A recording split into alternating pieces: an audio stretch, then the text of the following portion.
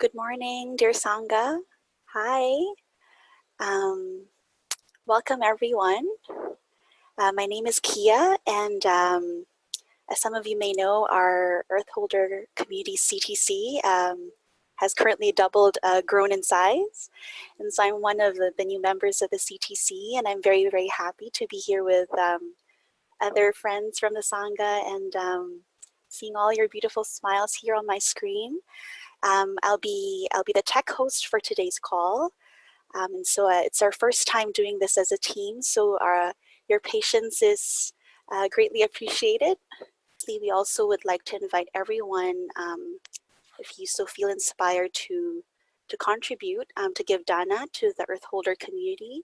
So a lot of our efforts are done by volunteers, and we appreciate any gifts you may offer the Sangha. And you can do that online by going to our website, and I'll share the link in a second on our group chat, and you can easily put a donation of any amount on this page. And so to begin our November online Sangha call, I would like to very happy to introduce our speaker for today. So many of us know her, and she's been so wonderfully caring for our community for a while now. She's our Earth Holder Community Coordinator.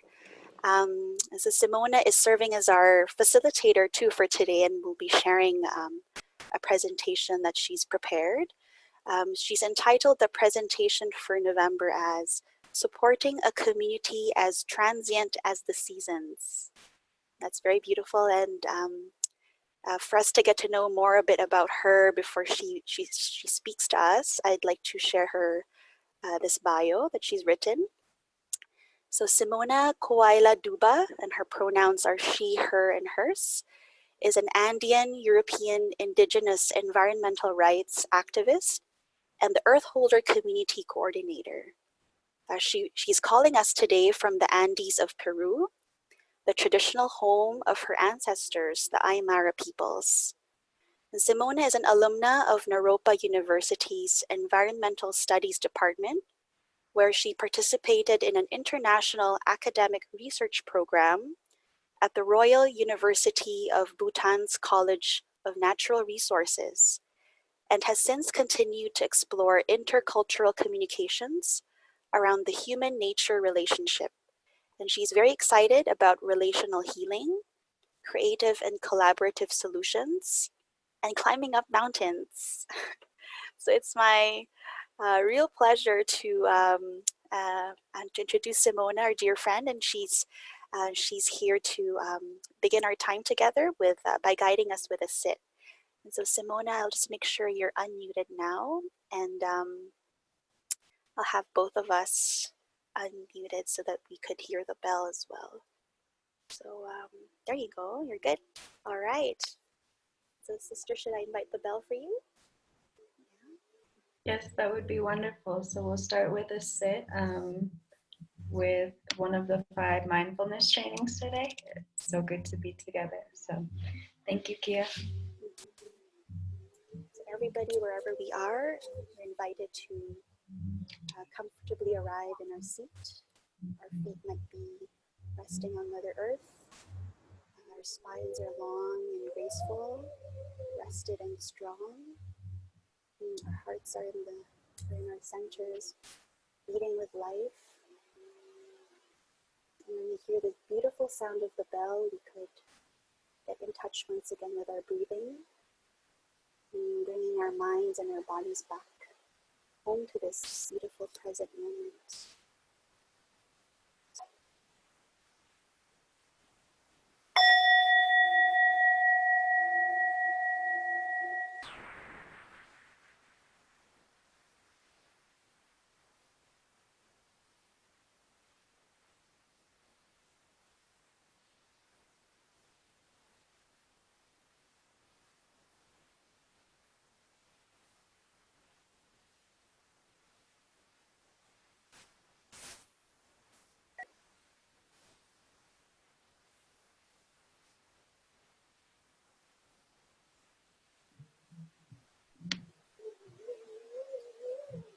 Breathing in, loving speech.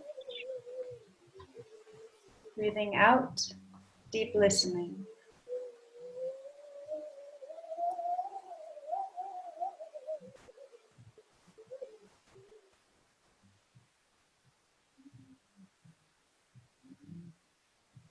Breathe in.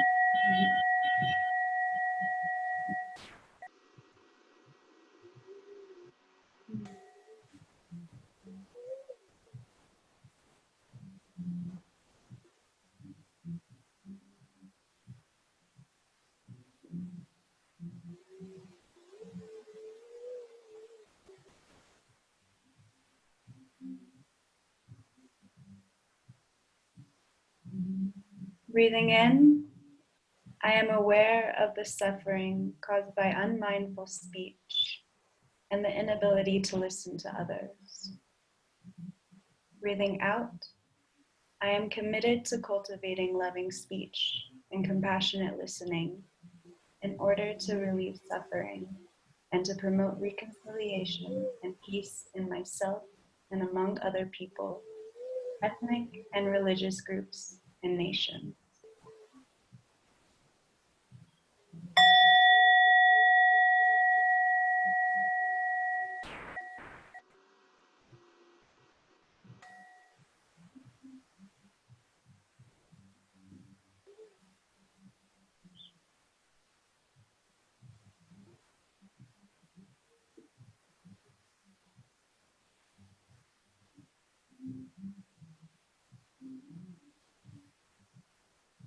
Breathing in, I know that words can create happiness or suffering. Breathing out, I am committed to speaking truthfully, using words that inspire confidence, joy, and hope.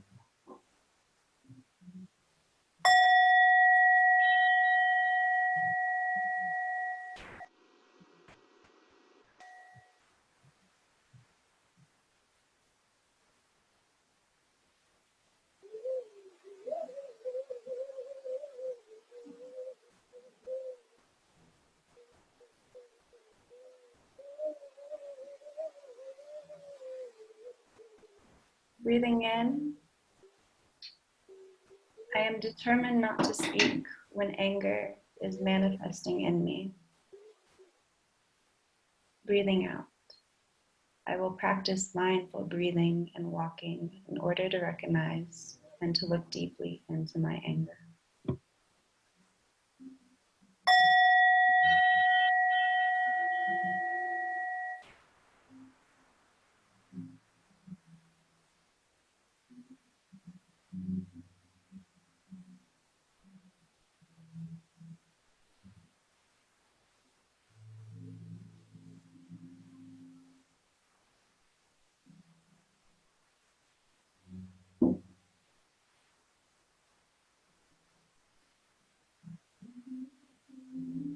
Breathing in, I know that the roots of anger can be found in my wrong perceptions and lack of understanding of the suffering in myself and in the other person. Breathing out, I will speak and listen in a way that can help myself and the other person to transform suffering and see the way out of difficult situations.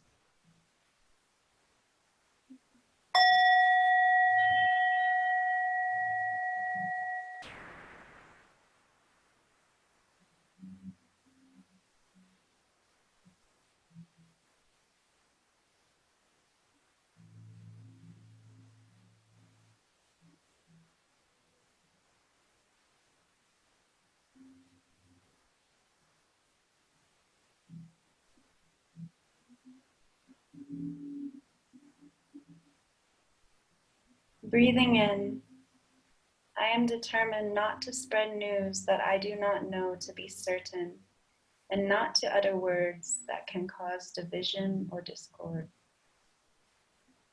Breathing out, I will practice right diligence to nourish my capacity for understanding, love, joy, and inclusiveness. and gradually transform anger, violence, and fear that lie deep in my consciousness.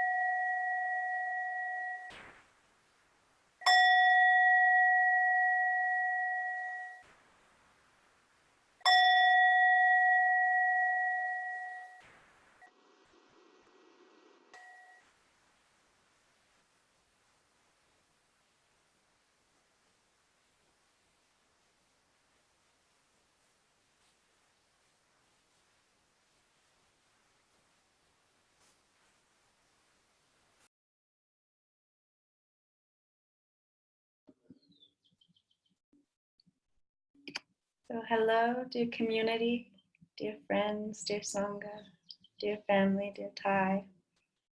It's so wonderful to be here with all of you. I really enjoy this contemplative approach to technology, this way to kind of break through what could be barriers and to support each other. And I'm calling in today, as Kia said, from the Andes of Peru. I am in the Sacred Valley right now, home to the Inca, the Quechua culture, and here we say Ayi Anju, that is hello in Quechua. And right now it's rainy season here, so this started a little bit early this year, and it's been sweet to see the colors change. Everything gets very green this time of year, and the birds sing at different times. And I'm saying this because when I want to talk about the topic and connect with you all about supporting a community as transient as the seasons, I see the way that our community, the Earth Holder community, also has a relationship to the seasons. And I mean changing in the sense of motion, of movement, of the way that we see the impermanence of the green, of foliage, of the impermanence of maybe the hummingbird that comes and visits the sweetness of the flowers. And in this change, we also see the changing of our own community. So as the Earth Holder community, we're blessed that this is an international community. We have people from all over the world right now on this call with us. And it's a gift for me to be as coordinator, to have a connection with Earth Holders in different parts of the world. And as we are a worldwide community, there's a certain grace and a certain a magic about that in the way that we have the opportunity to connect around our love for our precious Mother Earth. And so some of my exploration in watering the seeds of this intercultural connection has been, I'd like to share a couple stories with you about this. So Kia mentioned in the intro, and for any of you who maybe have been just joining us, I spent time in Bhutan, which is a country in Asia, and I spent time studying there. It was part of an academic research program. And while I was there, I learned so much and was deeply nourished by being in Bhutan. And it wasn't even necessarily always the classes or the lectures or the research and professors, although they were wonderful, but it was friends in the community. I feel like I learned very, very deep lessons. And so for the story, I went to a university in the hills of a place called Lobesa, and it's a farming community. A lot of people in Bhutan are, their subsistence, their livelihood comes from farming. And Bhutan is a huge producer of rice, many different types. One of the rice delicacies could be known as red rice, which is delicious. If anybody has had it, it's so good. It kind of has a different texture and flavor. And it was the first time that I'd ever had red rice when I was in Bhutan. And this was exciting to me to be able to share with my new friends how much I loved their rice. So I was getting to meet people around the community.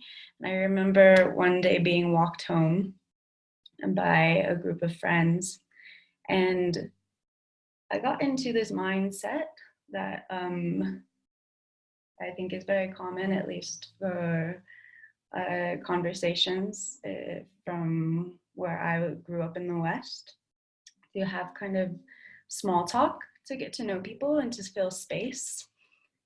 And I asked my friend what kind of rice was their favorite rice. I was really excited to start talking about just get to know you things and wondering how to connect with them in this way. And I got the reply that we do not have a favorite type of rice. We eat what we can afford. And for me, this was a moment of coming back into myself and coming back to examining my own place of privilege and how I connect with myself, with food, with culture, with the community. And I had to recognize that me coming to Asia as somebody from a Western culture, there was a certain identity that I had. And throughout my life, I've been navigating different identities. I'm multiracial, I'm multicultural, and I see that even here now in Peru, with my family here,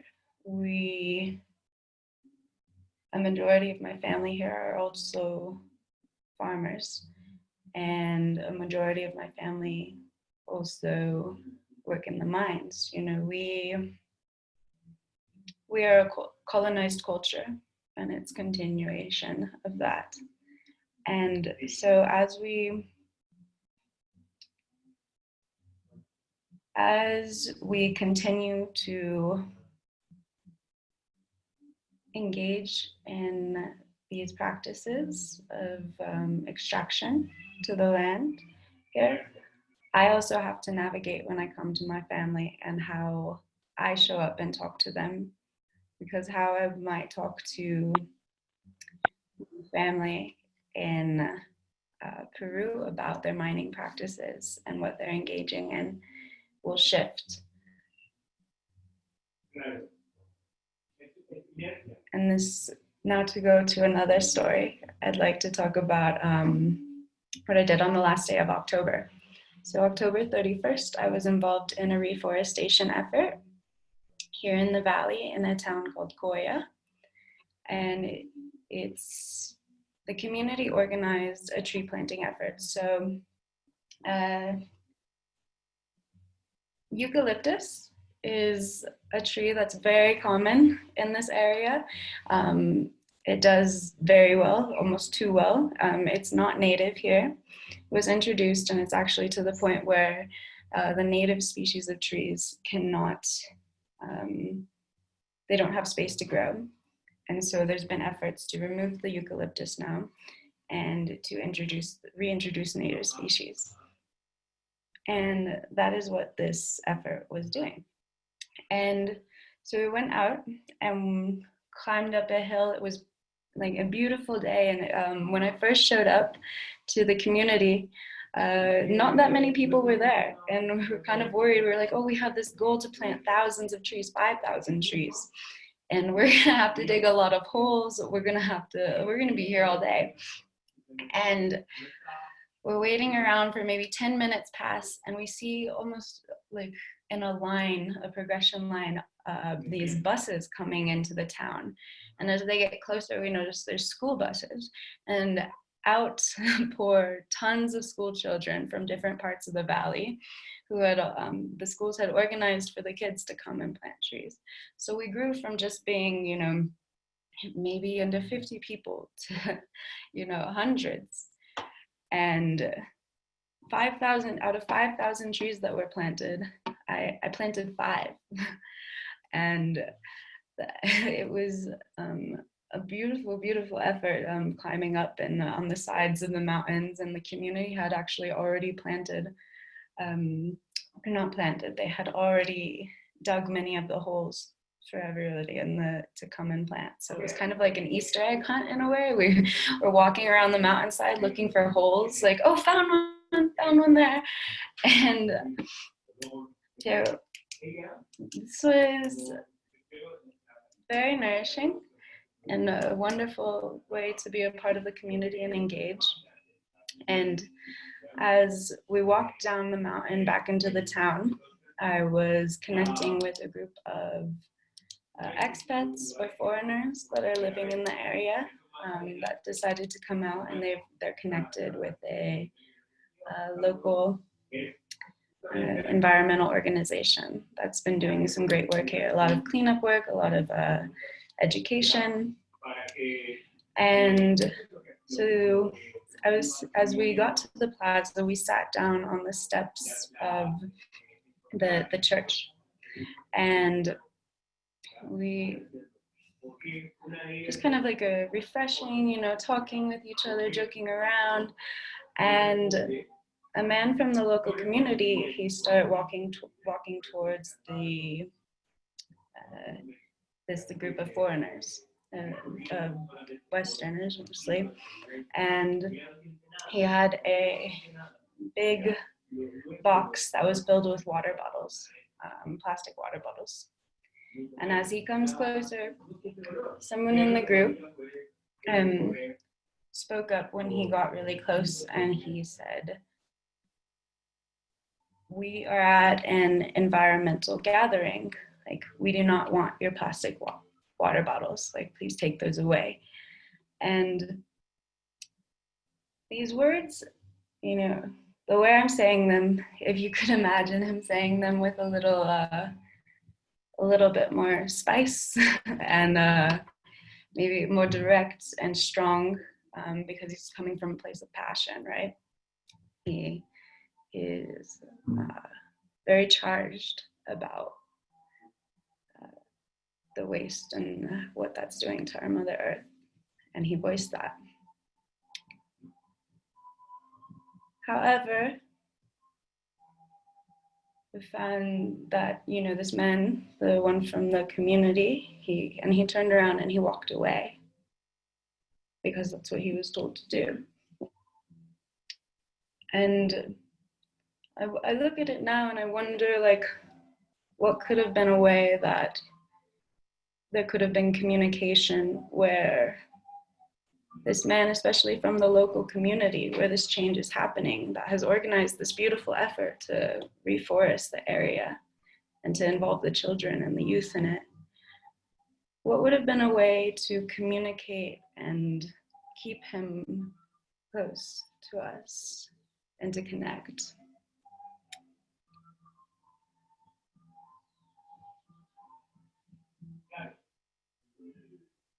And I see this quite a bit too with the environmental movement. There seems to be ways that propel people in the opposite direction.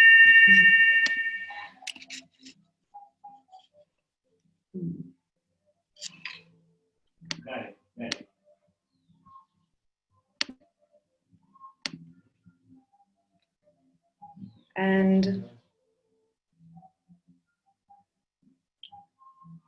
I wonder, what are the ways that across intercultural meeting points can we connect?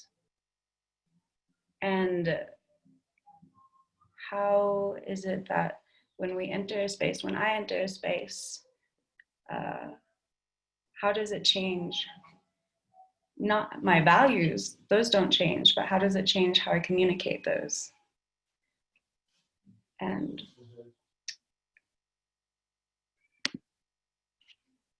this is circling back around to our loving speech and our deep listening.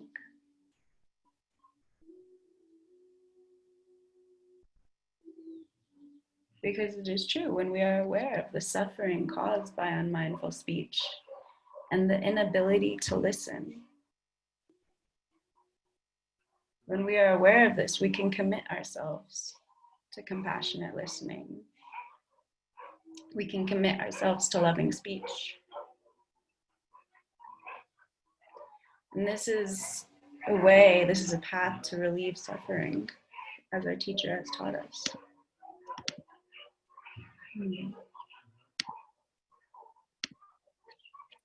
And now even I realized too that there was a moment in when I was watching this meeting of this environmental group of mostly foreigners to Peru, and the meeting with the local community, that I got upset and I got angry, and it was because I feel like I connect so deeply with both that, and I had to look at that within myself of why is this upsetting me so much?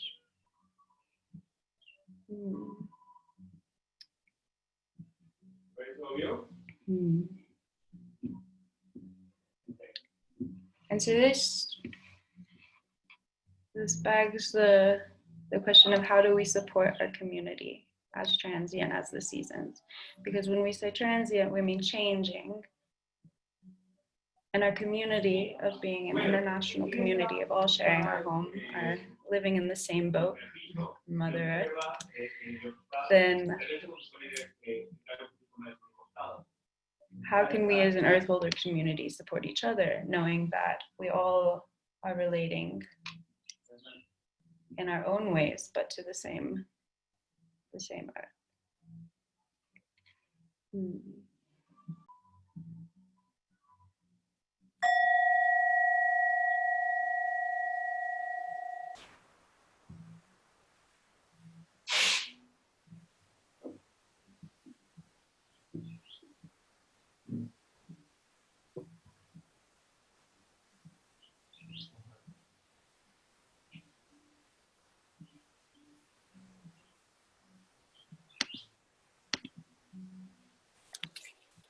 Thank you, dear Simona.